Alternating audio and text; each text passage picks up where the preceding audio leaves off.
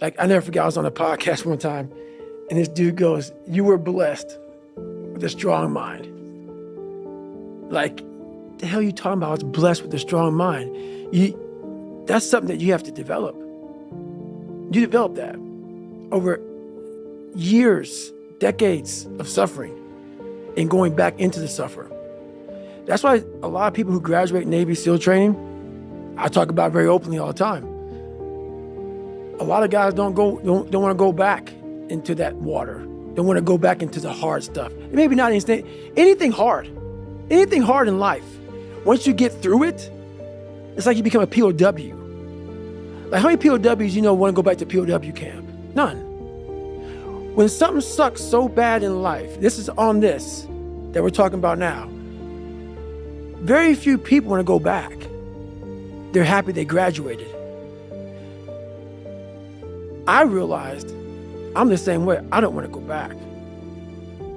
I have to go back. I must go back. Because that is exactly where all the knowledge of my life exists, was back there, and what you're talking about. Well, I didn't know anything about this, but how I grew a will was constantly doing these things. To now, it's just life. I wake up, while it still sucks, it's just life. You don't sit back and like, oh my God, like, I have days I don't want to do it, but I know I'm going to do it. I know from years of just doing it. So that's beautiful, and this is why I came on here with you today. And I'm glad that you're talking about this, because human beings need to hear this. They need to stop hearing these hacks on this and that. There's no fucking hack, bro. There's no fucking hack. Yeah, you may this and that and saunas and all this shit yeah, it's great. There is no fucking life hack. To grow that thing, how do you grow it? Do it and do it and do it and do it. That's the hack. The hack is gonna fucking suck. And that's what I realized. Life, that's why I wanted to come on here today. I didn't want to come on here and talk about no fucking passion and purpose and how to get the fuck out of bed and how to hit a fucking alarm clock and all this catchphrase bullshit. Because that wasn't how I lived. I woke up like every human being does and goes, fuck, man, I'm a fucking piece of shit today. How the hell is this going to work out for me? And you fight that. You don't override it. There's no override button. It's the conversation in your head. So how do you do that? We don't have enough of these conversations about the real conversation that every human being is having. And they have no idea how to get out of it, but they do. It's that shit right there, man. You gotta build your will.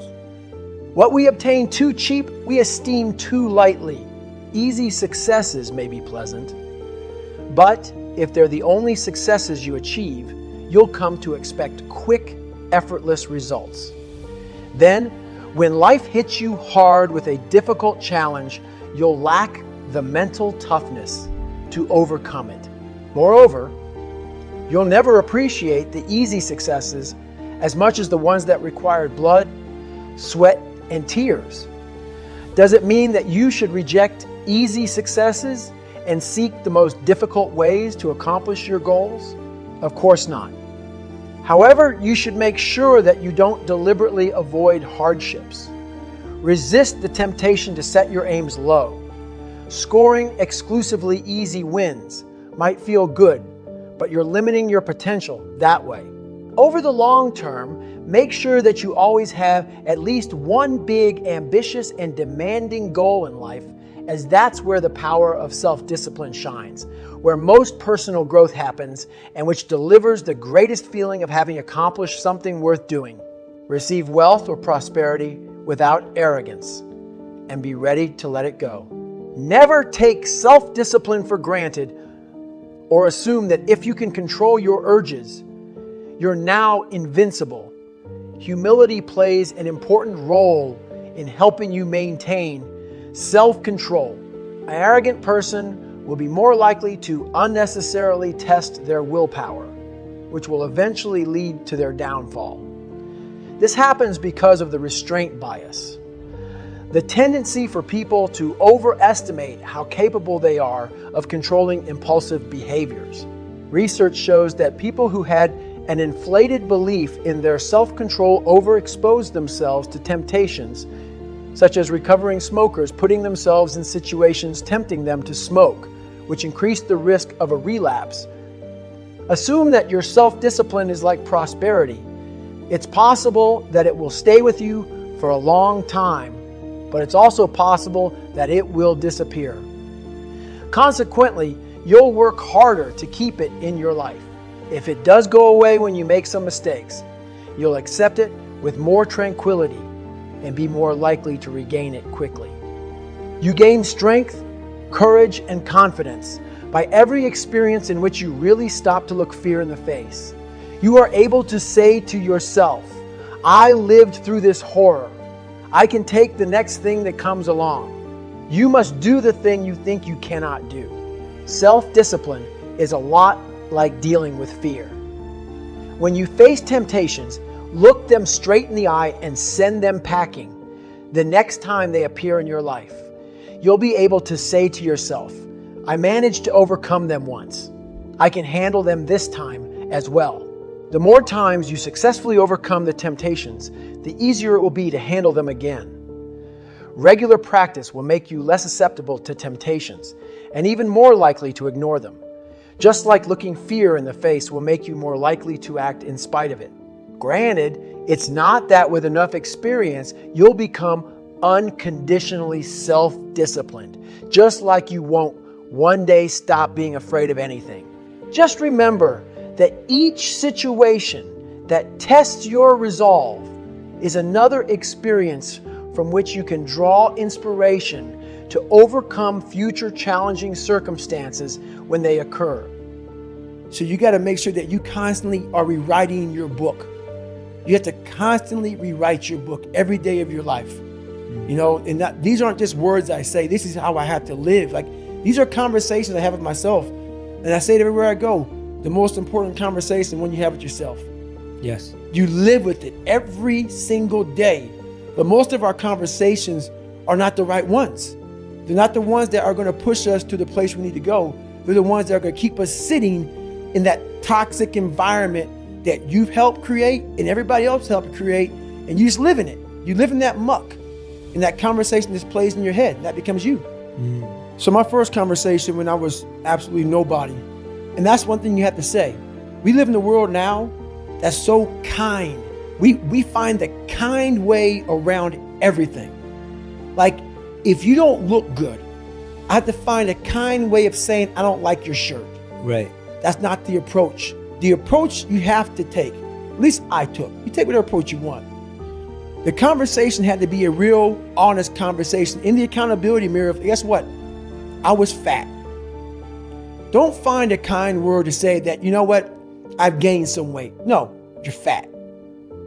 When I couldn't read, not like, hey, you know, you have a learning disability. No, I cannot read. I have a 4th grade reading level. I'm struggling. And sometimes I call myself stupid. Not in a way to put myself down.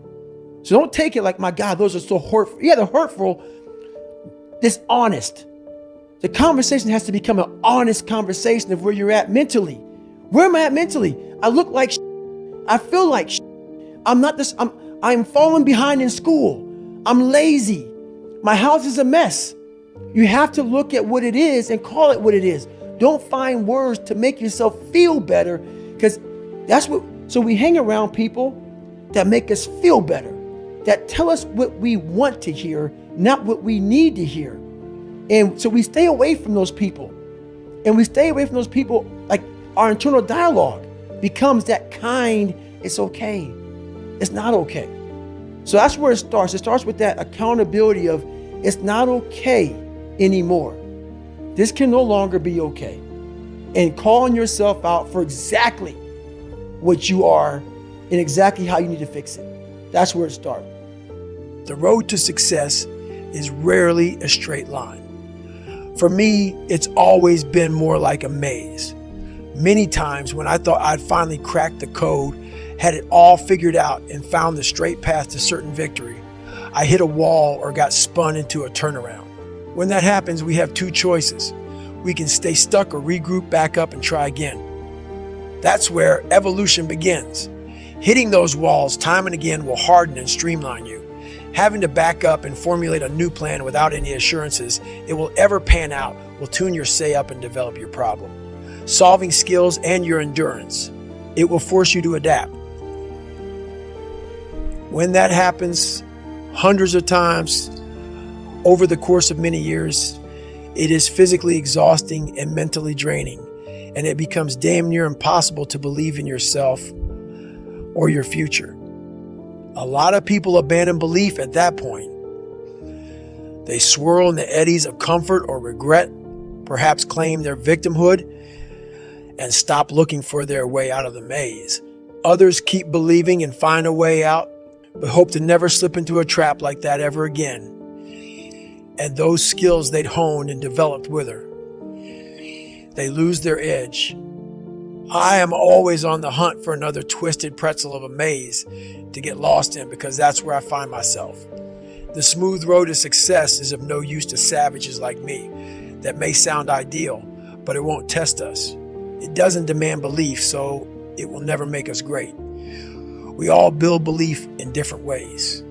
I clock countless hours in the gym, where I log thousands of reps and run and ride my bike obscene distances to cultivate belief. Despite what you may think, I don't consider myself an ultra athlete because those races are not who I am. They are tools. Each one provides me a stockpile of faith. So when I get stuck in the maze of life like a broke down savage, I still believe I'm capable of achieving my unreasonable goals, such as becoming a smoke jumper at 47 years old, no matter what society or the good doctor says. I don't mean to suggest that you must run 100 or 200 miles to believe you have what it takes to get where you want to go. That's what I had to do based on the depth of the darkness I came from and the scale of my ambitions. But if you've lost it, you do need to find your way back to belief. Whatever it takes for you to believe that you're better than good enough to achieve your dreams is what you must do. And remember, your greatness is not tied to any outcome. It is found in the valiance of the attempt. No, don't take it like go out there and run through a brick wall as many times as you can. No, I'm not saying be me. Don't run 205 miles at one time. I'm not saying do that. I'm saying start to learn the mind is powerful. It's powerful, man. It's unbelievable. But people need a thing to get them going, right? They need a thing, right? They need a goal. They need like it's sometimes the first step is the hardest. Mm-hmm. Like it's hard to take that 1 million step too, but sometimes the first step is the most. There's something about the. What do I do? They start going over their phone.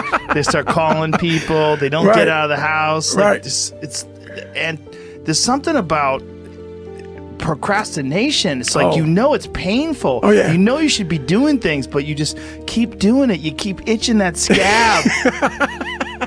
I procrastinate like man every day. That's what's so funny, man. People looking like I'm some damn superhero that came down from the gods, from the heavens of earth. No, man. I don't want to do. I'm looking at my shoes for 30 minutes sometimes thinking, man, people look up to you, Goggins. Damn. I want to I'm like, I want to do this shit, man. But guess what? You do it. I'm going to do it. As long as you do it. And that's what I know about it, man. That's what I stopped doing. I'm thinking, man, you sit here, you look at your shoes for 30, 40 minutes. You go, you got to think about it all day long. You got to do it anyway. And sometimes you don't have the time to look at your shoes for 30 minutes. No. Those are the beautiful days. Yes. Because you just have to go. That's right. And so there's no room for procrastination. And that's when I was in the military, I loved my schedule. Because I knew I had to be at work at 7 o'clock. So you better get your ass up at 4 o'clock, man. You got to get brother. Because I had to get before right. So that was my mentality back then, man. Like I had to get the miles and get everything in, man, and get to work, man. I'm competing with the alpha males.